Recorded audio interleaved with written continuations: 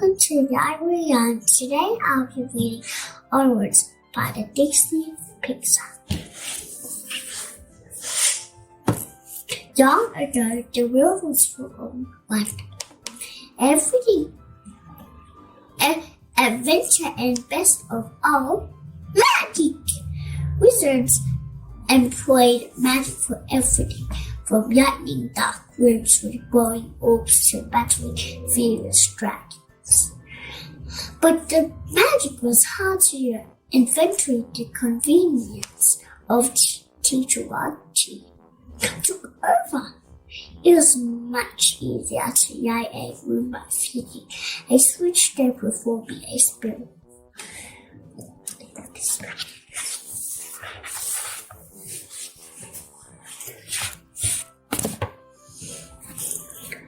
Magic was a thing of the past. Young Lightfoot, a shiny teeny elf, a shy teenage elf, was more conceited about making friends and fitting in a school than embarking on glorious adventures. It was Ian's 16th birthday. As he went downstairs that morning, he was greeted by his pet dragon, Crazy. She was always happy to see him. Ian made his way to the kitchen. As he was about to move a board game off the table, his older brother Barry suddenly pulled him into a headlock. Doth my brother dare disturbed a active campermine, demanded Barry. He spent countless hours playing quests of yore, a game based on real magic, unlike Ian. Barry was observed with the past. As Ian tried to eat breakfast, his mom, Yo-Yo, asked him endless questions, and her boyfriend, Officer Colt, Bunter, arrived for a visit. By accident, she tore Ian's favorite treasure. It had belonged to their father, Wilden Lightfoot, who passed away before Ian was born. On his way to school, Ian ran into someone who recognized the sweatshirt. He had always known Ian's dad in college and recognized that Wilden had been bald and had always worn purple socks. Ian decided to be bold like his dad. Starting that day at school, he would speak up more, take a driving lesson, and invite some kids to his birthday party. However, the day didn't go as planned. A student in Ian's class refused to take his feet off Ian's seat. Then Ian got scared during his driving lesson.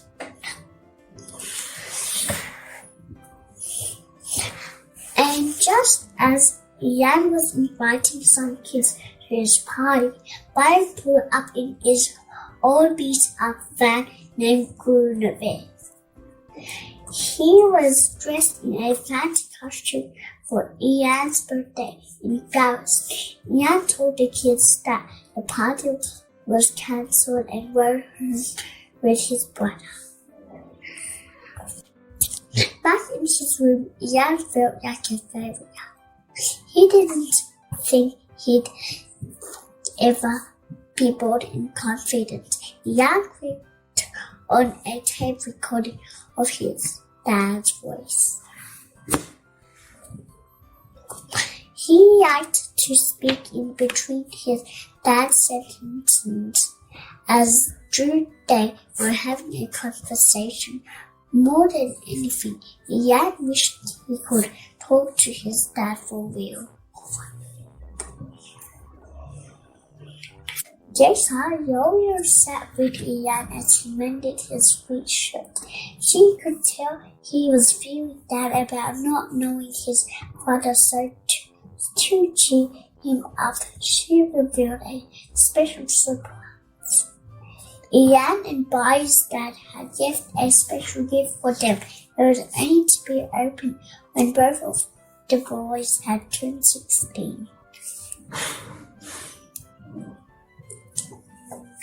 Ian and Bai were shocked when they unwrapped a real wizard staff. It came with a rare finding skill and a visitation spell that would bring their father back for one day. Bai recited the spell. Only once is all we get.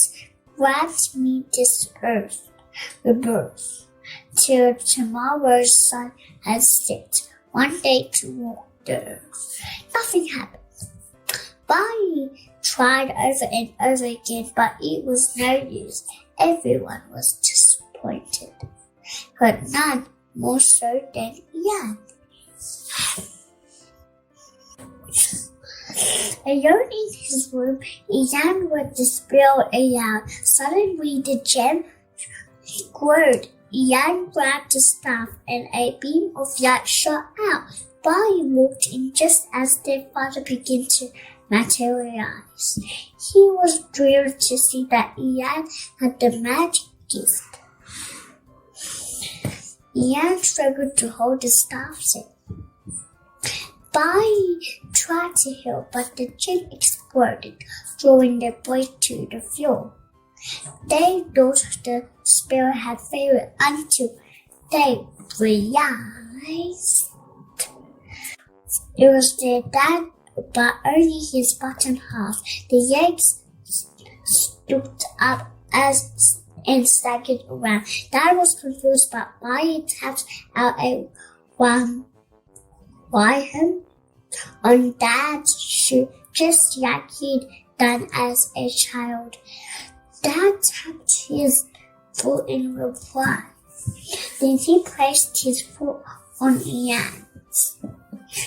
He knew his sons were there.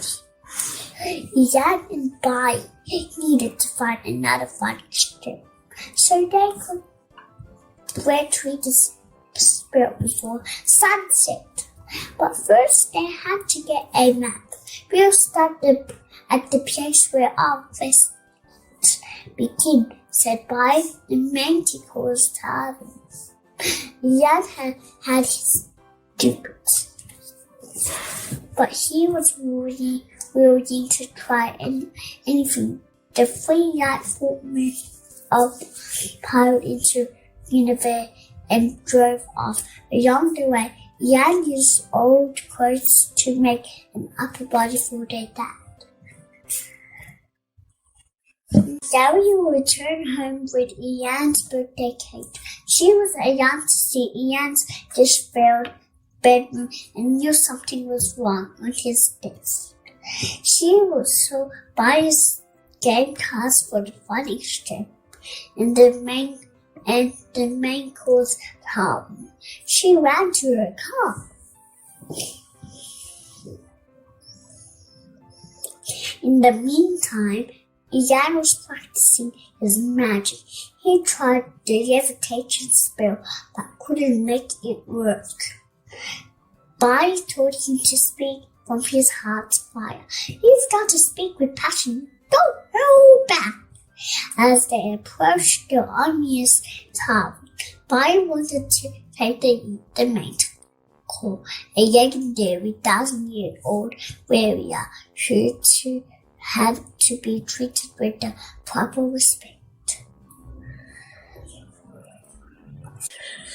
The tavern, once filled with thrill-seeking adventures, had become an outrageous family restaurant featuring a mascot, birthday parties, and tacos. And the manticore, better known as Cory, was no longer a fearsome beast. Bai knelt before Corey asked for the map to the Phoenix Gym. She offered them a children's menu that was based on the map, but refused to give them the real one. Quests were dangerous, and if someone got hurt, she could use her tab. He decided to be bold. He pointed at a portrait on the wall. He said, "You can't risk you using this place. Look at that manticore. She looks like she used to take risks. Whoever said you have to take risks here and you have to have an adventure?" asked Corey. Apparently, you did, said Ian, glancing at the placard above the portrait. Corey realized Ian was right. "I used to be dangerous and wild," she explained. "I'm using AI. What have I become?" All at once, Corey became the fierce manticore again. She ripped off the tavern's mascot form and head and defied everybody out, she roared. Customers ran for exits. Ian tried to grab the map, but it burned up in the fire. Suddenly, a flaming wooden beam cracked into two and started falling towards Anne. Ian raised the wizard staff and cried, "Aloud! Evil!" That time, the levitation spell worked. The beam hovered right above his father. Barney put that to safety, and the trio ran back to the van. A giant came jumped. On the children's room, Barney found a clue that led to Raven's Point. He wanted to get there by following an ancient trail called the Path of Trail. But the expressway is faster, said Ian. He had made a list of all the things he wanted to do with his dad if they didn't hurry. If he wouldn't be able to do any of them by receiving his recognition. By reluctantly agreed as they drove towards the expressway.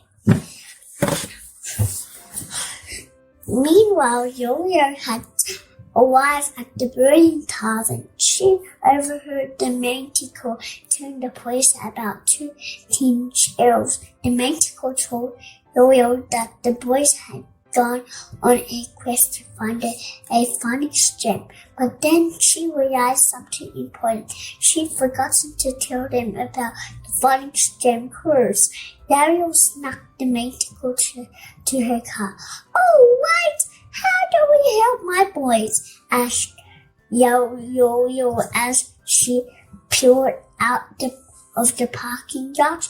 "Oof, I'm gonna yank you," replied the manticore. Before long, Juniper ran out of petrol and spotted to a stop. To make matters worse, Barney's petrol can was almost empty and there was no service station in sight. Barney suggested using the square spell.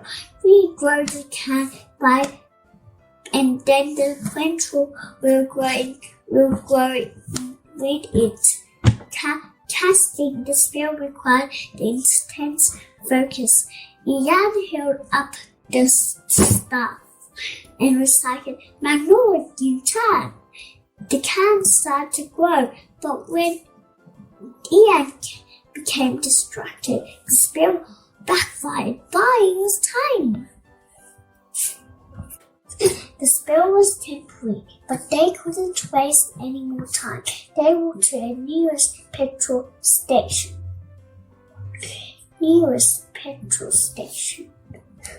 When There arrived a motorcycle club of spirits called the Pixie Dusters.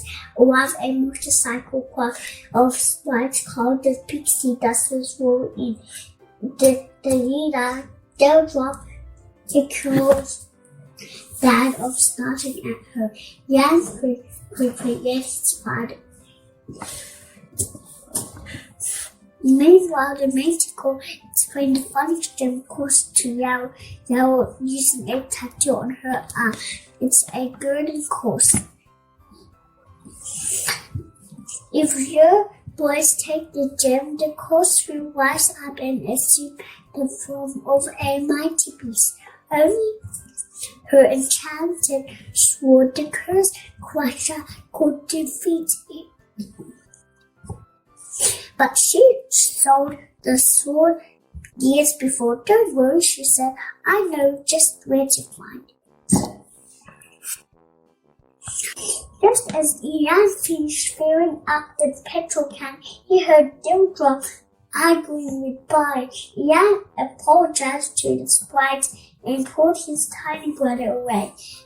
Then Dad accidentally bumped into a row of motorcycles. One by one, the bikes fell over. The Squids were furious. Ian, Barry, and Dad ran for the van as fast as they could.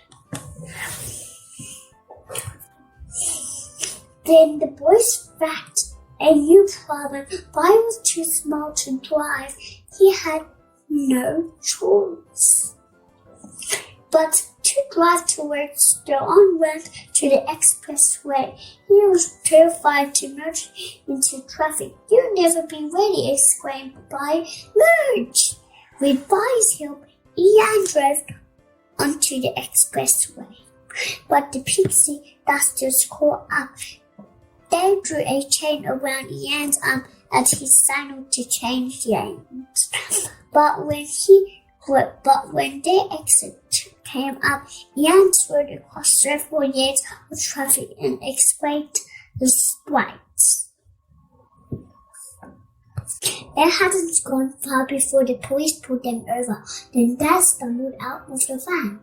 Ian and Barry, who had returned to normal size, had come up with a plan. Ian used the disguise spell to put himself and Barry in an image of Officer Bronco, but the spell came over with a wall. If Ian died, a part of the disguise would disappear. The plan was working until the officers referred to Barry as a screw-up. When Ian disagreed, part of the disguise vanished. Freya eluded the police and drove in silence until they reached a restaurant. Ian tried to explain himself, but Barry knew that Ian had lied. The magic had told the truth to him. I don't know how any of this stuff works, explained Ian. All I know is that everything we've done tonight has gone wrong. It's gone wrong because you weren't listening to me, replied Barry. Suddenly, Dad started dancing to the vibrations of the music blasting from Greenfield. He got the boys dancing too. With the tension broken, Barry said he wanted a chance to provide himself. Ian agreed to change course to the path of prayer. Meanwhile, the Manticore and Yo-Yo arrived at the pawn shop where the Manticore had sold the swords years earlier. The Manticore threw over the course crusher, forgetting of the Vatican's forged of the rarest metals, the only sword of its kind in all the yarn. Hearing about the sword's virtue, the greedy owner greatly increased the price to an amount they couldn't afford. Despite the increase the price to an amount which they could afford. Despite the mate was stung Queen with a scorpion tail. She promised the effects would soon wear off. Yo-Yo dropped some money on the counter, and the duo ran out with the sword. Barney drove all night along the path of trail. Eventually, he came to stop at the edge of a bottomless pit. Whatever falls in there forever, said Barney. There was a drawbridge, but it could only be lowered from the opposite side of the pit. Ian would have to use the trust bridge spell, which would create an invisible bridge. Ian had to believe it was there or it wouldn't support him. Barney tied a rope around him just in case. As Ian crossed the pit, the rope came undone, but he had learned to trust the magic and made it to the other side. Ian lowered the bridge so Barney could drive across. They could see a statue of a raven. Barney realized that the queen wasn't leading them to Raven's Point, and it was telling them to go where the ravens were pointing. When they looked in the direction of the statue, they saw another raven in the distance. Ian was impressed. Maybe his brother had been right all along. Just then, Officer Bronco pulled up, his siren waiting. He had followed the boys to the path of trail. I'm not gonna let you upset your mother. Now get in the vehicle. I'm escorting you home. Instead, Ian got behind the wheel of Guinevere and hit the gas. As Ian sped through the winding mountain roads, more police cars joined the chase. So she suddenly came to a dead end. Barney told Ian to block the road by hitting an outcropping of boulders with Alkin Yati, the most difficult spell. Full-time thanks you! Shouted Ian, but the spell didn't work. With the police closing in, Barney made a difficult decision. He directed the van at the boulders and put a rock on the gas pedal. Guinevere raced ahead and flew through the air before crashing into the rocks, creating a landslide that blocked the road. Ian couldn't believe that the sacrifice Barney had made for them. She was just a beat-up old van, so Barney, come on, we gotta go. The adventurers followed the ravens one by one on foot. At the final stage, Ian found a stone etched with symbols. Barney was encouraged. He pointed at a river nearby. We go to the end of the water and we'll find that foreign mixture. Meanwhile, Yo-Yo and the maid's crew were racing to the boys when a sprite slammed into the windshield. Yo-Yo swerved and landed in a ditch. Everyone was okay, but the car was a wreck. How would they reach the boys now? Yo-Yo watched the sprite fly away and turned to the maiden crew. How do you feel about exercising those wings? What if Barney and Dad followed the water into a cave using magic? Ian made a rock from one of Barney's cheese puffs, and they sped down the rivers on it. Along the way, Jan practiced other spells. He felt more confident that he was able to perform the visitation spell again and finally meet his dad. Then Bai shared a sad memory. When their dad had been in the hospital, Bai was too scared to say goodbye. Bai sighed. That's when I decided I was never going to be scared again. The river ended at the entrance to the final gate. Bai said the phoenix gem was just on the other side, but getting to it wouldn't be easy. The brothers grabbed a shot and with that between them, ran through the tunnel. Alice threw at them from every direction. They entered a chamber and suddenly water began to pour in.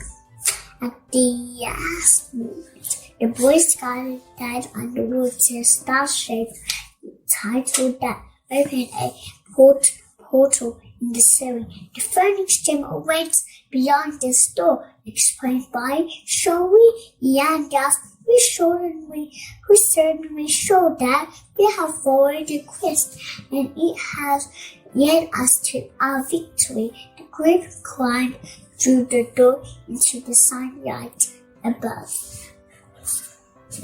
But they discovered they were back in New Mushroomton. What? Where they'd started. No, that doesn't make sense, explained Bai. This has to be where the phoenix gem is. I followed my pajamas. Ian was crushed. Time was almost up. He'd never get to meet his dad. You act like know what you're doing, but you don't have a clue, he yelled at Bai. That's because your eyes screwed up. Jan went into the park with Dad, leaving Bai behind. And danced together on a cruise as the sun began to set. Jan poured out the list of things he'd wanted to do with his father. He was about to scribble them all out when he realized something. He'd already done each of them, not with Dad, but with Bai. He had thought about all the times in his life when his brother had encouraged him, had fun with him, and helped him become a better person. Bai had always been there for Ian. It was Ian's turn to return the favor. Meanwhile, Bai was desperately looking for another clue. Then he noticed that the stone from the raven statue fit perfectly in the town square fountain. It revealed the phoenix gem. Jan returned to help, but suddenly a smoky mist poured out of the fountain. It was the curse. The mist tore apart the high school and used pieces to form a massive dragon. Down and just then the manticore wielding the curse crashed swooped down, and Yayo was riding on her back. But Gale and the manticore battled the dragon as Ian cast a visitation spell. But the dragon turned its attention to the phoenix gem. Bai wanted to distract it. No, said Ian, you said goodbye. I had someone who looked at me, someone who pushed me to be more than I ever thought I could be. I never had a dad, but I always had you. And he sprinted towards the dragon. Using every spell he had learned on their journey, Yan hits the dragon at the bay. Finally, he hits with arcane lightning, knocking it away its outer armor. Yaoyo tossed the curse crusher to him, and Yan used a spell to plunge it into the core of the curse, and the dragon exploded. Pieces of the husk flew everywhere, trapping Yan beneath the rubble. Suddenly, there was a burst of light peeking through the darkness. Yan could see fully formed in front of Bai. Yan could see that fully formed in front of Bai. Tears filled Yan's eyes as Bai and Dad talked and laughed. As the sun dropped below the horizon, Dad hugged Bai and then disappeared in his son's arms. Bai made his way to Yan and helped him up. He told his brother how proud Dad was of the person Yan had become. Yan smiled. Well, I owe an awful lot of that to you. He kinda said that too, said Bai, and he told me to give you this. Bai gave his brother a big hug. Yan and Bai changed. Yan rebuilt the school using magic and made lots of new friends. He also conjured a custom-paid job for Bai's new friend Yunfe II. Bai wanted to drive her to the park via the road of the ruin. To obvious, said Yan, on a second degree on a quest. The green path is never the white one. The green vibe the second lift off the white one, lift off the ground and began to fly. This had changed the Lightfoot family. Each of them had discovered things about themselves they hadn't known before, and the experiment of seeing David and even Butterfly had brought the family closer together than ever. But there was only one thing that they had never changed. They had always had each other to lean on. The end. Bye. Thanks for watching. Please remember to like and subscribe at the Library. Bye.